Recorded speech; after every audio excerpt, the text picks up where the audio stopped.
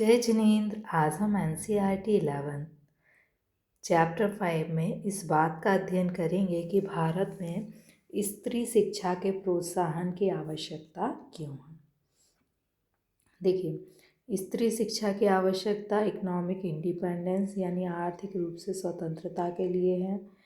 यदि जो female child है वो अगर स्वतंत्र मतलब कुछ कमा रही है, शिक्षित होगी तो कुछ ना कुछ कमाएगी, तो वो न केवल अपनी आवश्यकता की पूर्ति करेगी वरन जो उससे संबंधित लोग हैं उनकी आवश्यकताओं को भी पूरा करने में सक्षम होगी। Status of Indian women. अब यदि महिलाओं को शिक्षा प्रदान की जाएगी तो उससे क्या होगा कि जो स्टेटस होगा इंडियन वुमेन का वो क्या हो जाएगा, इम्प्रूव हो जाएगा। मतलब अब वो समाज में और अधिक अच्छे जो सोशल स्टेटस है उसको मेंटेन कर पाएंगी।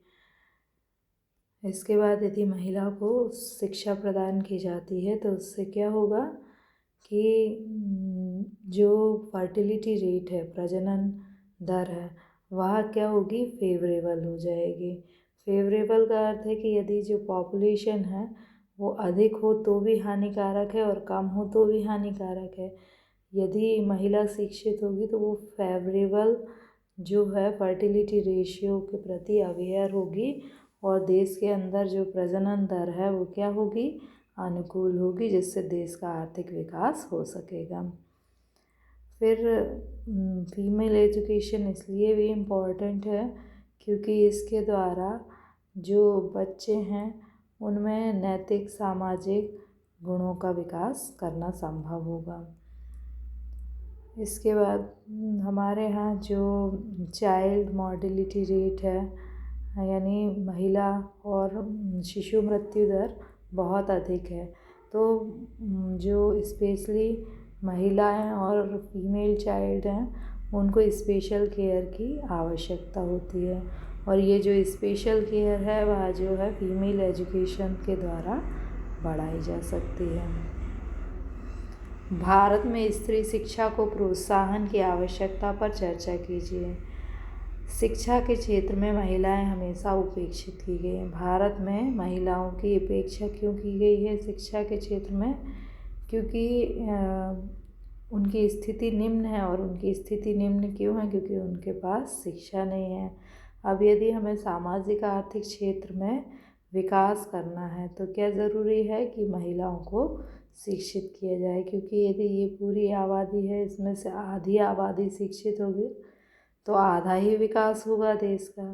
तो महिला शिक्षा की आवश्यकता क्यों है? क्योंकि उनकी जो निम्न स्थिति है उसके लिए शिक्षा की उपेक्षा जिम्मेदार है और उनकी देश का यदि सामाजिक आर्थिक विकास करना है तो उसके लिए पूरी आबादी के अर्थात महिलाओं को भी आर्थिक विकास में संलग्न होना होगा।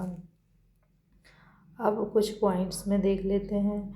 महिला शिक्षा की आवश्यकता है आर्थिक स्वतंत्रता के लिए। आर्थिक स्वतंत्रता का अर्थ है कि महिलाएं न केवल स्वयं आर्थिक रूप से इंडिपेंडेंट होंगी बल्कि शिक्षा के द्वारा वे अपने परिवार और समाज की इकोनॉमिक इंडिपेंडेंस के लिए भी काम कर सकेंगी। फिर महिलाओं की सामाजिक और नैतिक स्थिति बढ़ाने, जो पढ़ी लिखी महिलाएं होती हैं उनकी सामाजिक और नैतिक स्थिति अच्छी होती है कंपैरेटिवली अनपढ़ महिलाओं की तुलना में।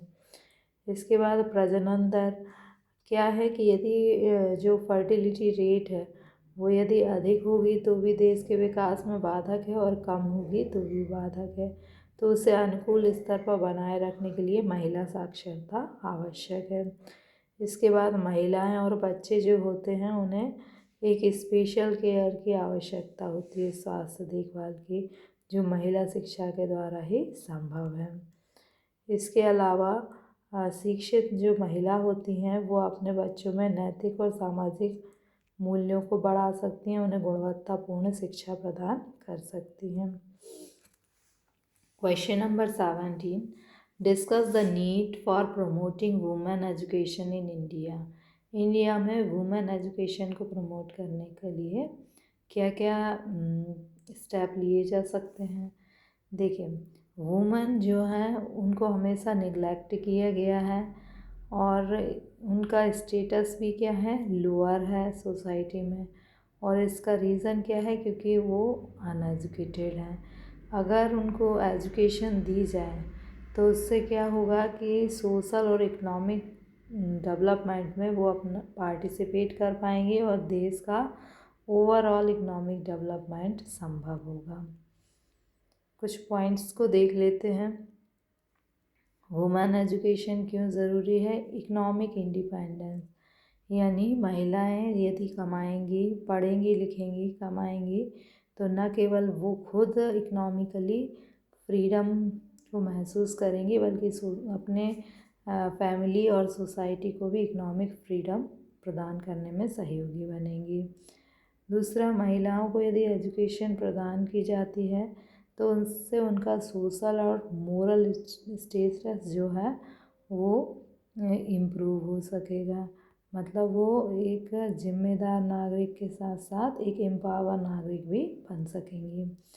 तीसरा, यदि महिलाओं को शिक्षा प्रदान की जाती है तो उससे फेवरेबल फर्टिलिटी रेट जो है वो मेंटेन होती है। यदि फर्टिलिटी रेट जो है वो अधिक होती है तो वो भी राष्ट्र के जो इकोनॉमिक डेवलपमेंट में बाधक है, और यदि कम होती है तो वह भी इकोनॉमिक डेवलपमेंट को अवरुद्ध करती है।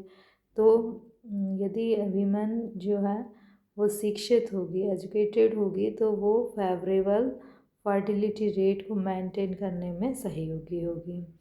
फिर जो वीमेन और फीमेल चाइल्ड होते हैं उन्हें स्पेशल हेल्थ केयर की आवश्यकता होती है, जो वीमेन एजुकेशन के द्वारा ही संभव है। इसके बाद बच्चों में क्वालिटी एजुकेशन डेवलप करने के लिए फीमेल एजुकेशन इम्पॉर्टेंट है। Okay, thank you.